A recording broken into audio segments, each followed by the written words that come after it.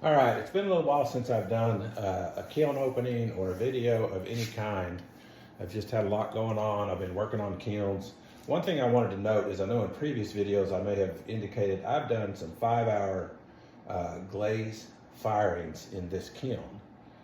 And what happened was I've had some switches that were broke and they were just staying open and running continuously.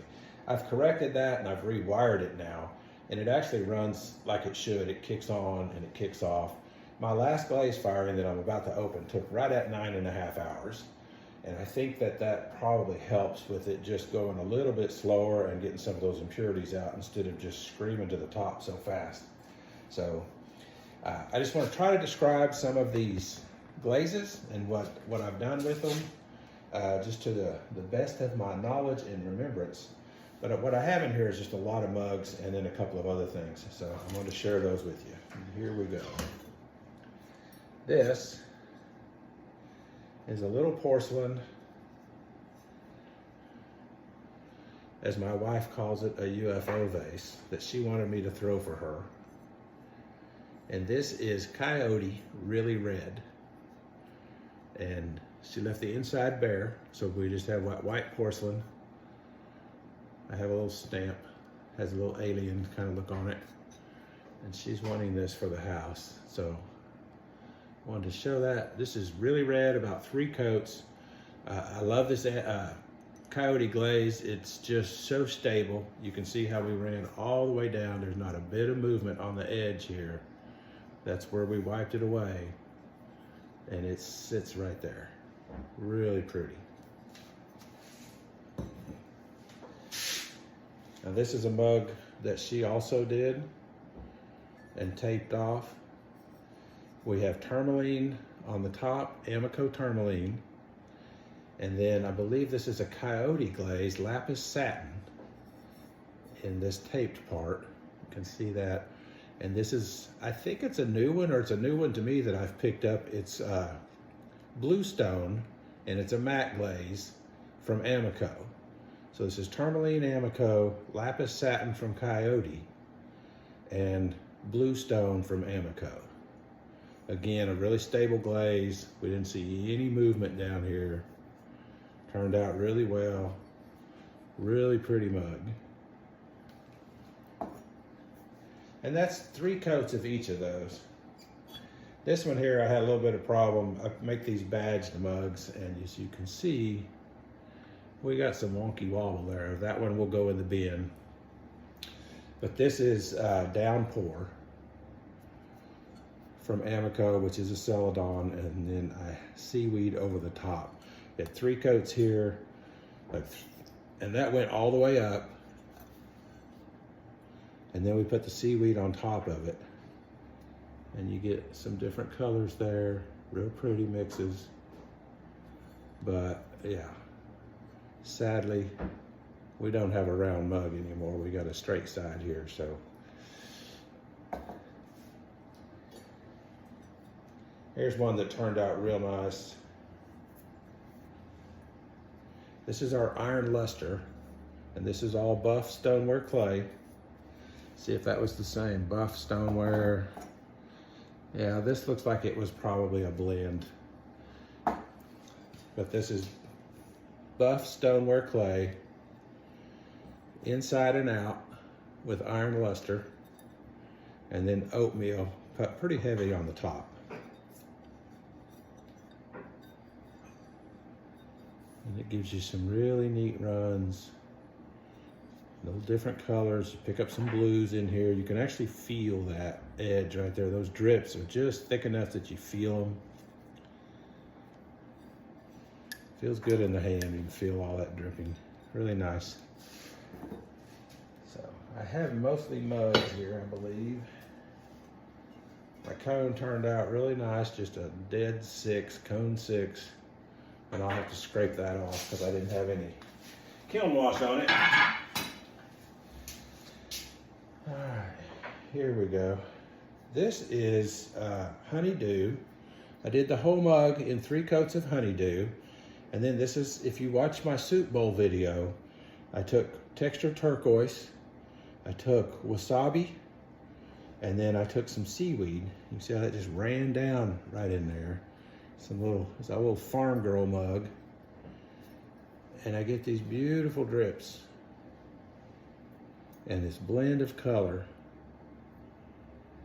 And try this on your own. I mean, add another color to it. You can do so much with these Flux glazes. Put them down as a base like Honeydew or Honey Flux. And I know that there are others I haven't tried. I like these greens. It's turned out so nice. And then add what colors you want on top of it and just see what it does. Real pretty. Okay. Yeah, this is another downpour Celadon with the seaweed on the top. 3 coats of downpour, which is real translucent. You can see that. The Celadons are stable, but they're translucent. And then the seaweed gives you a real break here. Gives you some nice colors. Good on the handles.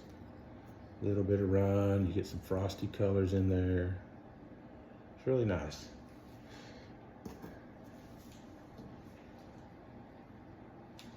This is an old favorite.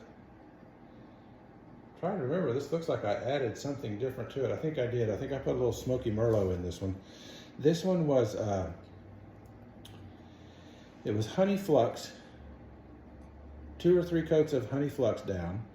And then I went around it with Smoky Merlot. Instead of, normally I would use Iron Luster, but I did Smoky Merlot on this one.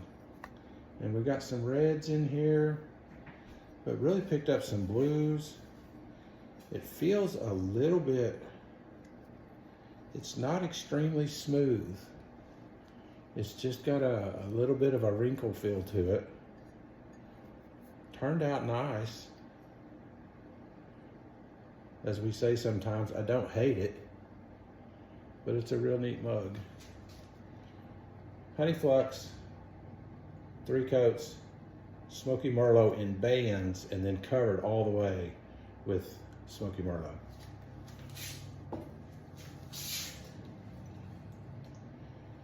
All right, here's another one of the downpour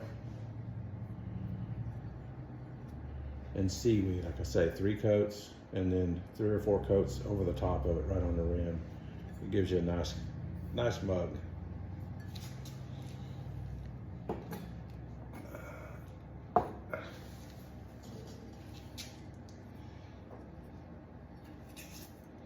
Yeah, now this is some of my junk clay, because it has a little speckle in it, and I haven't bought speckled clay in a while, so this is going to be a lot of buff with some speckles in it. You see that? That's wasabi. 3 coats of Amaco wasabi, which is a really nice green, and then when you put this is seaweed on top of it, you get those breaks. Once in a while, right at the edge, if you can see that, you get almost a pink lace color. That's really neat. Really nice. Well, so far we're looking out. We've only had one bad mug that has to be pitched. Let's see what else is down here.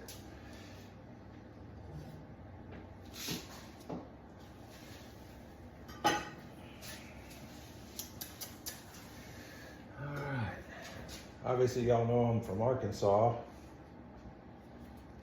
and this will tell you. There's my little woo pig.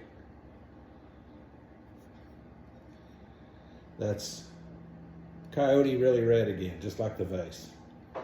Real nice. Straight up, one color, looks great.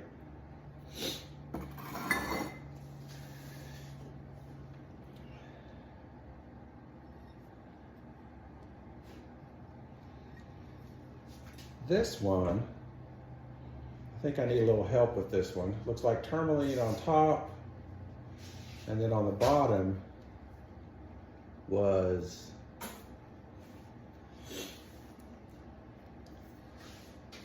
textured turquoise. I believe it's textured turquoise. Almost looks a little bit, yeah, like tourmaline or blue rutile on top, tourmaline on bottom. Really neat geometric style. Pretty, a little bit of a dainty handle there.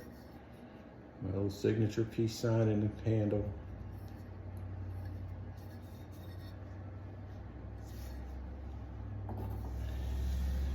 All right. Oh, yippee-ki-yay, look at that. Well, that's interesting. All right. This is bluestone on the bottom, and then I put indigo float up here pretty heavy. I really got a lot more run out of that than I expected because I didn't put any kind of flux glaze or anything on it, but that indigo float really came down. Same on the inside. Makes a real pretty mug, doesn't it? 3 coats of bluestone by Amaco, and then pretty much some pretty heavy drips and globs of indigo float on top of that. And you do get this, you see that matte, you get a real matte finish here and a glazed finish where that indigo float is, because bluestone is a matte glaze. It does break to some coppers. Really nice too. Got a few more in here. Let's see. Well, a little problem there with my bees, but yeah, this is another wasabi and seaweed. Turned out pretty decent. Same thing, 3 coats of wasabi, 3 or 4 coats of seaweed over the top of the wasabi at the rim. There's where you can really see that pink, kind of a pink lace color right there. It's a nice mug, a nice combo. Got one more. All right. Whew. I love this combo. She does tend to, see how she almost ran off there. I'll have to grind that just a hair, but it really gives a mug character when it has a little bit of grinding down there and just makes it sit flat. This is our honey flux. And then you, 3 coats of honey flux, and you put bands of iron luster, just bands. Leave some bare in the middle, and then take the iron luster and make it a full coat over the top of that, and then it just really runs. See how that is? I'll give a plug here. This is for a little bike shop up here in Bella Vista, Arkansas called Bison Bikes. If you're ever in Northwest Arkansas, stop in and see Kendall at Bison Bikes. He runs a great shop, great products, great service, and he sells some of my mugs up there in his shop. So anyway, there we go. We got one last piece here I want to try to get out. And it is not a mug. I'll have to make some room for it. It's a bigger one.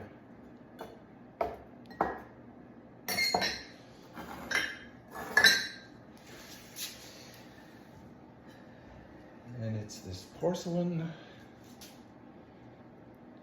jar. And that is porcelain, and I took little worms of black clay and put in it when I wedged it, and then I threw it, and I made this little top for it. It sits right there on top. That is coyote clear, and I typically have it crazed pretty good on my porcelain. I don't know if the shrink rates are different or something, but I really don't see the crazing this time like I'm used to. And I'm quite fond of the crazing. I like that look, but it's turned out nice. There's a little bit of a craze right there. It looks like it cracked a little bit on the surface. Right there.